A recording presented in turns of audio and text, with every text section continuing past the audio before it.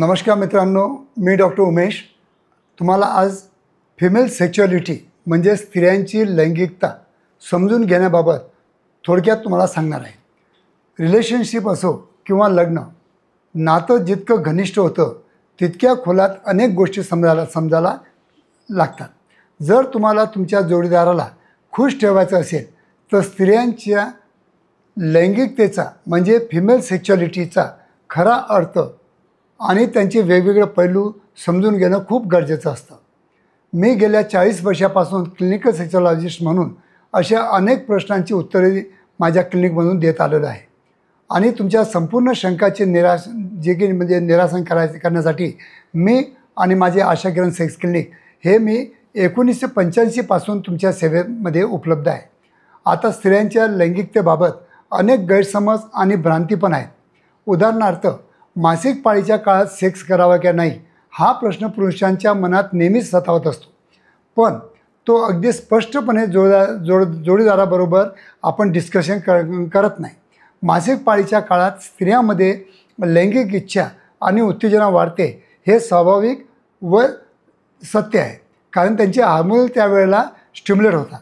त्यामुळे त्या काळात सेक्स केल्यानंतर गर्भधारणाची भीती फारशी नसते, म्हणून त्यांची इच्छा पण खूप जास्त असते।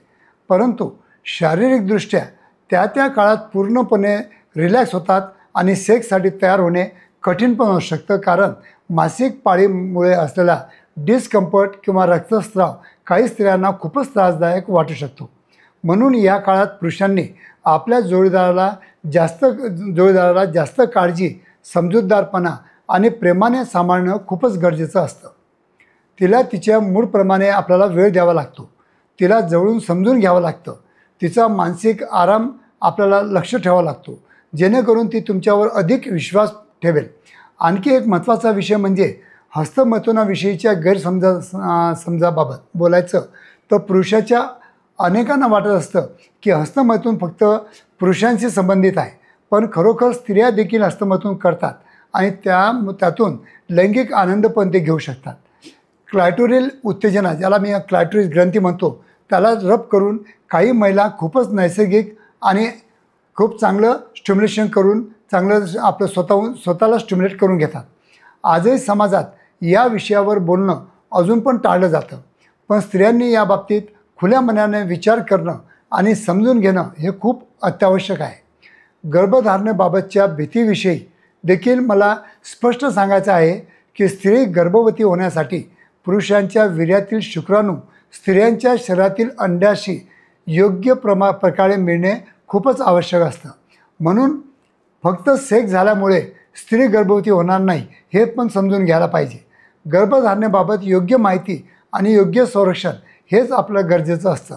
माझ्या क्लिनिकमध्ये जेव्हा पुरुष आणि स्त्रिया लिंगाच्या आकाराबद्दल विचारतात तेव्हा मला नेहमी सांगावं लागतं की लिंगाचा आकार फारसा महत्त्वाचा नसतो, हे जास्त पुरुषांच्या मनातील चिंता आहे। त्याला मी पेनिस अँक्झायटी म्हणतो। सुखी सेक्स संबंधामध्ये योग्य पोझिशन आणि प्रेमाचा वाटा याचा खूप जास्त महत्त्वाचं असतं। तुमच्या जोडीदाराला तृप्त करण्यासाठी संवाद आणि समजूतदारपणा हेच खरं साधन आहे। जर तुम्हाला याबाबत अजूनही काही माहिती असेल जे तुम्हाला हवी असेल तर मला नक्कीच संपर्क करा।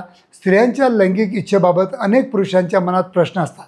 काही लोक म्हणतात की महिलांना फारशी लैंगिक इच्छा नसते, पण संशोधन आणि माझ्या अनुभवावरून सांगतो की महिलांनाही पुरुषांसारखीच वेळोवेळी लैंगिक इच्छा म्हणजे लिबिडो ची इच्छा असते। एक संशोधनानुसार महिलांना आठवड्यातून सुमारे 3 वेळा सेक्स करण्याची इच्छा ही नक्कीच असते, पण ती त्यांच्या मनाच्या आणि शरीराच्या स्थितीनुसार बदलत जाते। त्यामुळे जोडीदाराला समजून घेणं, तिला वेळ देणं आणि तिच्या इच्छेनुसार काही गोष्टी करणं हे खूपच महत्त्वाचं असतं। माझं म्हणणं असं आहे की प्रत्येक नात्याला यशस्वी आणि समाधानी लैंगिक जीवनासाठी एकमेकाशी खुला संवाद ही काळाची गरज आहे। जर तुम्हाला किंवा तुमच्या जोडीदाराला काही समस्या असतील तर न घाबरता, न संकोच करता केव्हाही तुम्ही मला संपर्क करू शकता। माझं आशा किरण सेक्स क्लिनिक तुमच्या सेवेत केव्हाही हजर आहे। आम्ही तुमच्या प्रत्येक शंकेचं निरासन करू शकतो, कारण तुम्ही कमेंट बॉक्समध्ये तुम्ही काही प्रश्न विचारले तर मी स्वतः तुम्हाला केव्हा उत्तर द्यायचा नेहमीच प्रयत्न करतो।